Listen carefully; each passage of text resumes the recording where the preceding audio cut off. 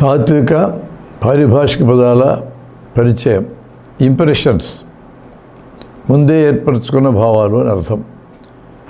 అనిపించడాలు లేదా ఇంప్రెషన్స్ ఇవి కూడా అనుభవాల దగ్గరే మొదలవుతాయి. అనుభవం వాస్తవానికి సరిపోతుందా లేదా ఇదే అసలు సమస్య. సరిపోతుందో లేదో తేలాలంటే అదే అనుభవాన్ని తిరిగి పొంది అనేక చోట్ల పొంది వేరు కాలాల్లో పొంది మొదట వచ్చిన ఫలితమే మరలా వస్తుందేమో చూసుకోవాలి. ఇలా సరిచూసుకోవడాన్నే ఆ పనిని ప్రయోగం అంటాం. దీన్ని నిర్ధారణ చేయడం అని కూడా అంటాం.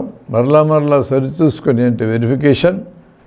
ఇది ఇంతే అని తేల్చుకోవడాన్ని తిరిగి నిర్ధారణ చేసుకోవడం అని పిలుస్తాం. ఏ ఇంప్రెషన్ అయినా అసలు ప్రయోగం చేయడానికి వీలవుతుందో లేదో చూడాలి. ప్రయోగం చేయడానికి వీలైన చోట్లలో ప్రయోగం చేయడం అవసరమైనదైతే చేయాల్సిందే. విషయం అంత ప్రాముఖ్యత కాకపోయినా, ప్రయోగం చేయడం కుదరకపోయినా, అనుకూలంగా కానీ ప్రతికూలంగా కానీ ఇంప్రెషన్స్ అభిప్రాయాలు ఏర్పరచుకోకుండా న్యూట్రల్గా ఉండడమే మంచిది.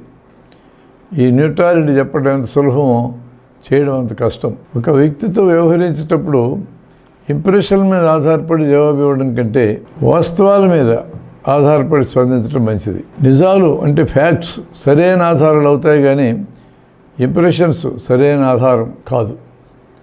సమాజంలో వ్యక్తుల ప్రవర్తనలో చాలా భాగం ఇంప్రెషన్స్ మీద ముందే ఏర్పరచుకున్న అభిప్రాయాల మీద ఆధారపడే జరుగుతుంటుంది.